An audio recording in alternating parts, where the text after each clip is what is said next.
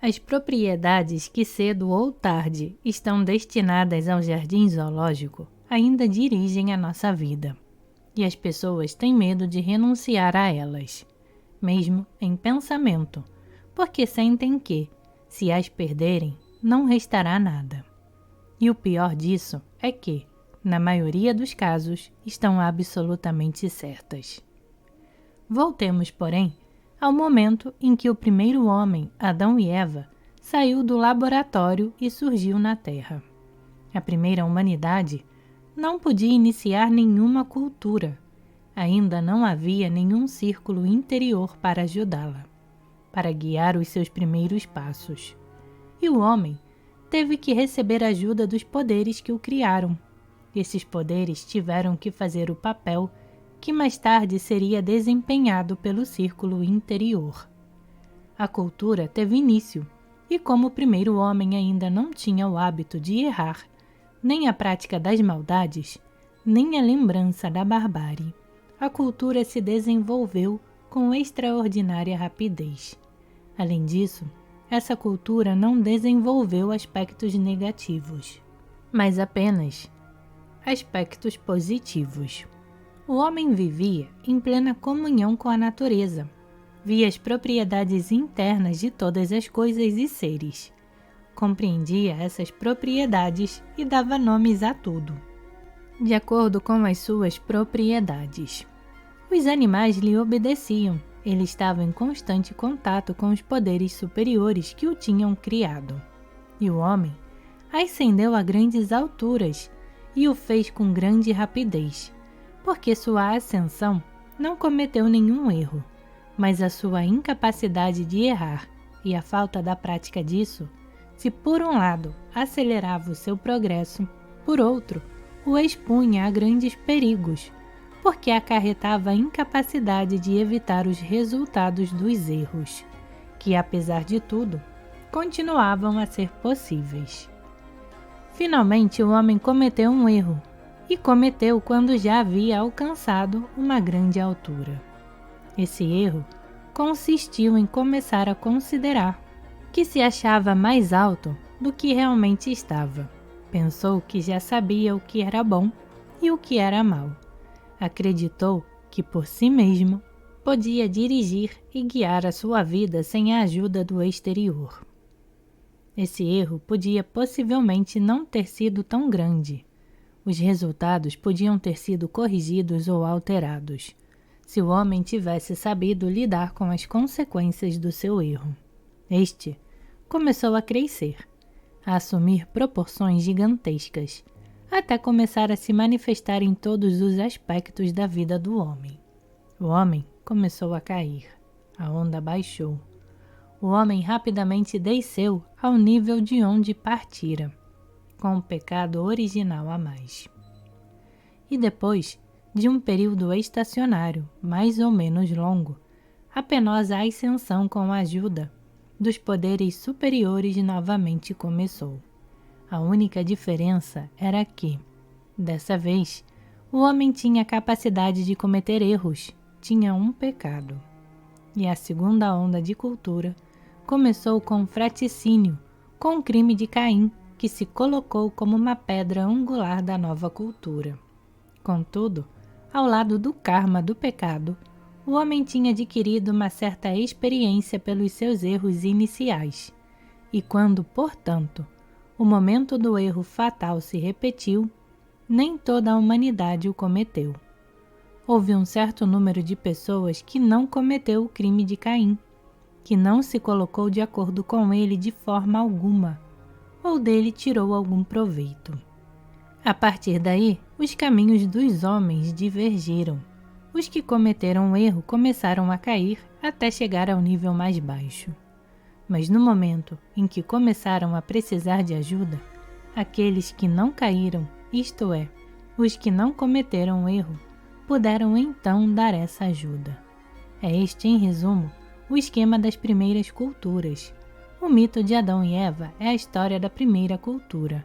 A vida no Jardim do Paraíso foi a forma de civilização alcançada pela primeira cultura. A queda do homem foi o resultado dessa tentativa de se livrar dos poderes superiores que guiavam a sua evolução e principiar uma vida por conta própria, confiando apenas no seu próprio julgamento. Cada cultura comete, à sua maneira, esse erro fundamental. Cada nova cultura desenvolve alguns aspectos novos. Chega a novos resultados e então perde tudo. Mas tudo o que é de real valor é preservado por aqueles que não cometem erros e serve como material para o início de uma cultura posterior. Na primeira cultura, o homem não tinha experiência dos erros. Sua ascensão foi muito rápida, não foi suficientemente complexa nem variada. O homem não desenvolveu em si todas as possibilidades que havia nele, porque muitas coisas ele obteve com muita facilidade. Mas após uma série de quedas, com toda a sua bagagem de erros e crimes, o homem precisou desenvolver outras possibilidades que eram inerentes a ele, para contrabalançar o resultado desses erros. Mostraremos mais adiante que o desenvolvimento de todas as possibilidades inerentes em cada ponto da criação constitui o objeto do progresso do universo, e a vida da humanidade deve ser estudada em conexão com esse princípio. Na vida posterior da raça humana e nas suas culturas posteriores, o desenvolvimento dessas possibilidades se efetua com a ajuda do círculo interno. Desse ponto de vista, toda a evolução possível à humanidade consiste na evolução de um pequeno número de indivíduos distribuídos, possivelmente através de um longo período de tempo. A massa da humanidade inteira não evolui, simplesmente varia um pouco, adaptando-se às mudanças das condições ambientes. A humanidade, como um organismo, evolui por meio da progressão de um certo número, muito pequeno, de células que o formam. As células que evoluem passam, por assim dizer, a tecidos superiores do organismo, e assim estes tecidos superiores se nutrem pela absorção das células que evoluem. A ideia dos tecidos superiores é a ideia do círculo interior. Como mencionei antes, a ideia do círculo interior contradiz todas as teorias sociológicas admitidas referentes à estrutura da sociedade humana. Mas essa ideia nos leva a outras teorias que estão hoje esquecidas e que não receberam a devida atenção na sua época. Assim, de vez em quando, surgiu em sociologia a questão de saber se a humanidade poderia ser encarada como um organismo e as comunidades humanas como organismos menores. Isto é, será possível um ponto de vista biológico dos fenômenos sociais? O pensamento sociológico contemporâneo adota uma atitude negativa em relação a essa ideia, e tem sido há muito tempo considerado anticientífico encarar uma comunidade como um organismo. O erro, no entanto, está no modo como o problema é formulado. O conceito de organismo é tomado num sentido muito restrito e só como uma ideia pré-concebida. Isto é, se uma comunidade humana, uma nação, povo ou raça é tomada como um organismo, ela é considerada como um organismo, análogo ao organismo humano ou superior a este. De fato, porém, essa ideia só pode ser correta em relação à humanidade toda. Grupos humanos isolados, não importa qual seja a sua amplitude, jamais podem ser análogos ao homem e menos ainda superiores a ele. A biologia conhece e estabeleceu a existência de classes completamente diferentes de organismos. E se, examinando os fenômenos da vida social, tivermos em mente a diferença entre os organismos nos diferentes degraus da escala biológica, o ponto de vista biológico dos fenômenos sociais se tornará muito mais possível. Mas isto apenas com a condição de que nos demos conta de que toda comunidade humana, tais como uma raça, um povo, uma tribo, é um organismo inferior em comparação como um homem considerado individualmente. Uma raça ou nação considerada como um organismo nada tem em comum com o organismo complexo e altamente desenvolvido de um homem tomado individualmente. Este tem para cada função um órgão especial e uma capacidade muito grande de adaptação. Possui movimento livre e etc. Em comparação com o homem, uma raça ou nação considerada como organismo fica num nível muito baixo, o de plantas e animais. Esses organismos são amorfos, imóveis na sua maioria, massas, seres que não têm órgãos especiais para qualquer uma de suas funções e sem a capacidade de se moverem livremente, mas fixos num lugar definido. Projetam alguma coisa como antenas em diferentes direções e, por meio delas, capturam outros seres iguais a eles e os comem. A vida inteira desses organismos consiste em se comerem mutuamente. Há alguns organismos com a capacidade de absorver uma quantidade de organismos menores e, assim, temporariamente se tornam muito grandes e fortes. Em seguida, dois desses organismos grandes se encontram e começam uma luta entre si, na qual um deles ou ambos são destruídos ou debilitados. Toda a história externa da humanidade, a história das lutas entre povos e raças, consiste apenas no processo, que acaba de ser descrito de plantas e animais que se comem mutuamente. Mas no meio de tudo isso, por debaixo de tudo, por assim dizer, prossegue a vida e a atividade do homem, considerado individualmente, isto é, das células individuais que formam esses organismos. A atividade desses homens produz o que chamamos cultura ou civilização. A atividade das massas é sempre hostil a essa cultura, sempre a destrói. Os povos nada criam, só destroem. É o homem, considerado como indivíduo, que cria todas as intenções, descobertas, aprimoramentos, todo o progresso técnico, o progresso da ciência da arte, da arquitetura e da engenharia, todos os sistemas filosóficos, todos os ensinamentos religiosos. Tudo isso é resultado da atividade dos homens como indivíduos. A destruição dos resultados dessa atividade, a sua deturpação, aniquilação e extinção da face da Terra é a atividade das massas humanas. Isso não quer dizer que os homens considerados individualmente não sirvam à destruição. Pelo contrário, a iniciativa da destruição em larga escala pertence sempre aos homens como indivíduos e as massas são simplesmente os agentes de execução. As massas, porém, jamais podem criar alguma coisa, embora possam destruir por sua própria conta. Se compreendermos que as massas da humanidade, isto é, os povos e raças, são seres inferiores comparados ao homem como indivíduo, veremos que os povos e as raças não podem evoluir na mesma medida que o homem indivíduo. Não temos sequer ideia da evolução possível a um povo ou raça, embora com frequência falemos dessa evolução. Na verdade, todos os povos e nações, dentro dos limites da nossa observação histórica, seguem um único e mesmo curso. Crescem, se desenvolvem, alcançam um certo grau de tamanho e poder, e começam então a se desintegrar, declinam e caem.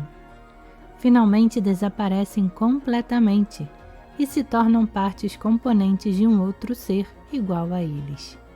As raças e as nações morrem da mesma maneira que um homem, mas os indivíduos têm certas outras possibilidades, além da morte, que os grandes organismos das massas humanas não têm, porque as almas destas são tão amorfas quanto os seus corpos.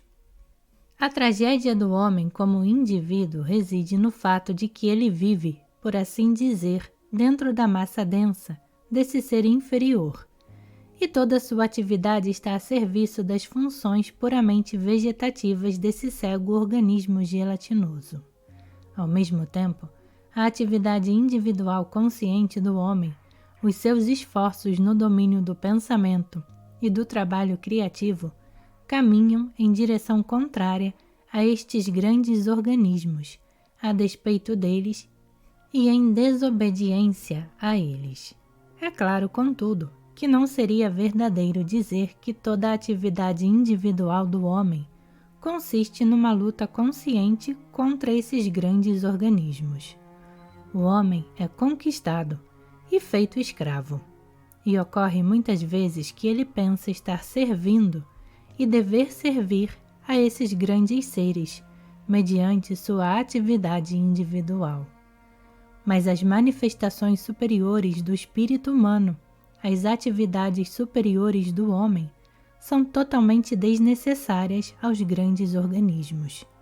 Na maioria dos casos, para dizer a verdade, elas são desagradáveis a eles, hostis e até mesmo perigosas, uma vez que desviam para os trabalhos individuais as forças que poderiam, de outro modo, ser absorvidas no torvelinho da vida do grande organismo. De um modo inconsciente, meramente fisiológico, o grande organismo se esforça para se apropriar de todos os poderes das células individuais que o compõem, utilizando-os no seu próprio interesse, isto é, principalmente para lutar contra outros organismos semelhantes. Mas, quando nos lembramos de que as células individuais, isto é, os homens, são seres muito mais organizados do que os grandes organismos e que as atividades das primeiras vão muito mais longe do que as dos segundos, compreendemos que o que se chama progresso ou evolução é o que resta das atividades individuais depois que a luta entre as massas amorfas e essa atividade individual ocorreu. Os organismos cegos das massas lutam contra a manifestação do espírito evolutivo, o aniquilam e sufocam, destruindo o que foi criado por ele. Mesmo assim, não podem aniquilá-lo completamente.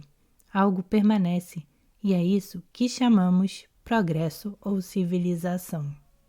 A ideia da evolução, tanto do indivíduo como das comunidades humanas, a ideia do esoterismo, o nascimento e crescimento das culturas e civilizações, as possibilidades do homem considerado individualmente, ligadas a períodos de ascensão e queda, tudo isso e muitas outras coisas estão expressas em 3 mitos bíblicos.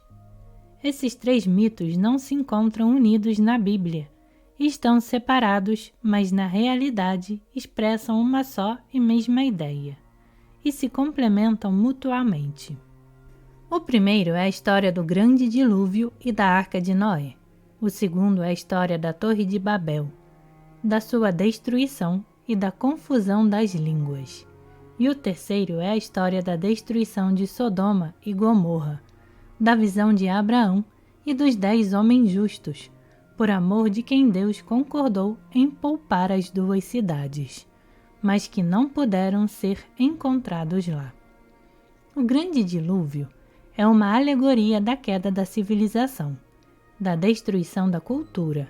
Essa queda deve ter sido acompanhada da aniquilação da maior parte da raça humana, em consequência de cataclismos geológicos ou de guerras, de migração de massas humanas, epidemias, revoluções e causas semelhantes. Muitas vezes, todas essas causas coincidem. A ideia da alegoria é que, no momento da aparente destruição de tudo, o que era realmente de valor é salvo, de acordo com um plano previamente preparado e pensado. Um pequeno grupo de homens escapa da lei geral e salva todas as ideias e conquistas mais importantes da cultura dada. A lenda da Arca de Noé é um mito que se refere ao esoterismo. A construção da arca é a escola, a preparação dos homens para a iniciação, para a transição para uma nova vida, para um novo nascimento. A Arca de Noé que se salva do dilúvio é o círculo interior da humanidade. O segundo significado da alegoria se refere ao homem como indivíduo. O dilúvio é a morte, inevitável, inexorável. Mas o homem pode construir dentro de si uma arca e nela reunir espécimes de tudo que é valioso nele. Em tal caso, esses espécimes não perecerão, sobreviverão à morte e nascerão de novo, do mesmo modo que a humanidade pode se salvar somente graças à sua ligação com o círculo interior.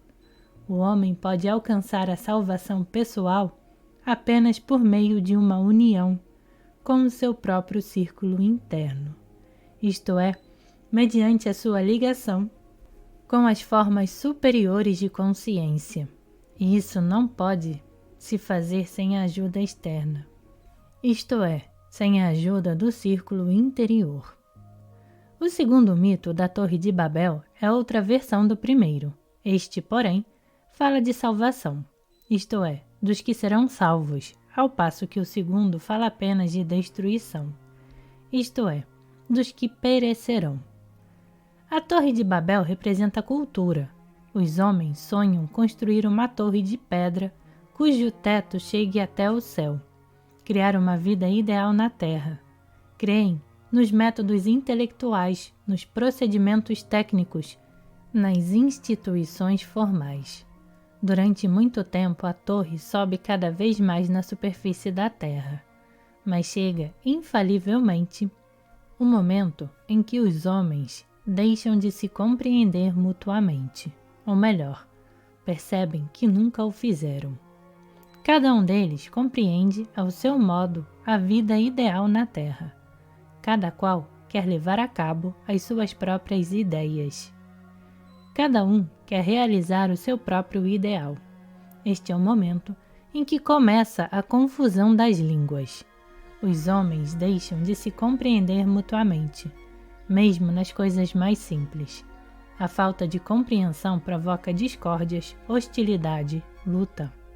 Os homens que constroem a torre começam a se matar reciprocamente e a destruir o que construíram. A torre cai em ruínas. Exatamente o mesmo ocorre na vida de toda a humanidade, na vida dos povos e das nações, e na vida do homem como indivíduo. Cada homem constrói uma torre de Babel na sua própria vida. Os seus esforços, as suas metas na vida, as suas conquistas, tudo isso é a sua torre de Babel. Mas é inevitável o momento em que a torre cairá. Um pequeno choque, um acidente infeliz, uma doença, um pequeno erro de cálculo e não sobra nada da sua torre. O homem vê isso, mas já era tarde demais para corrigi-lo ou alterá-lo. Ou então, chega um momento, durante a construção da torre, que os eus, diferentes da personalidade de um homem, perdem a confiança uns nos outros. Veem todas as contradições das suas metas e desejos. Veem que não têm nenhuma meta comum. Deixam de se compreender mutuamente, ou mais exatamente, deixam de pensar que compreendem. Então, a torre deve cair, a meta ilusória deve desaparecer, e o homem deve sentir que tudo o que fez foi infrutífero, que não o conduziu a nada e não podia levar a nada, e que diante dele há apenas um fato real, a morte. A vida inteira do homem, o acúmulo de riquezas, poder, conhecimento, é a construção de uma torre de Babel, porque deve terminar em catástrofe, a saber, em morte, que é o destino de tudo que não pode passar a um novo plano de ser. O terceiro mito, o da destruição de Sodoma e Gomorra, mostra ainda mais claramente do que os dois primeiros o momento da interferência das forças superiores e as causas dessa interferência.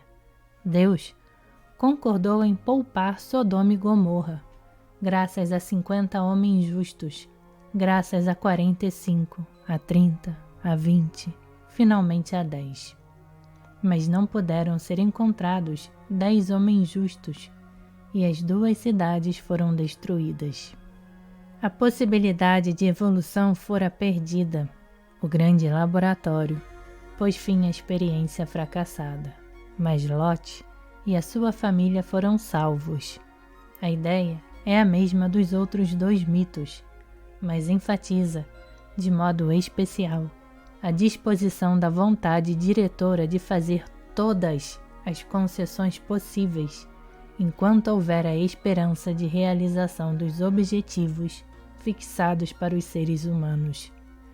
Desaparecida essa esperança, a vontade orientadora deverá intervir inevitavelmente, salvando o que merece salvação e destruindo o resto.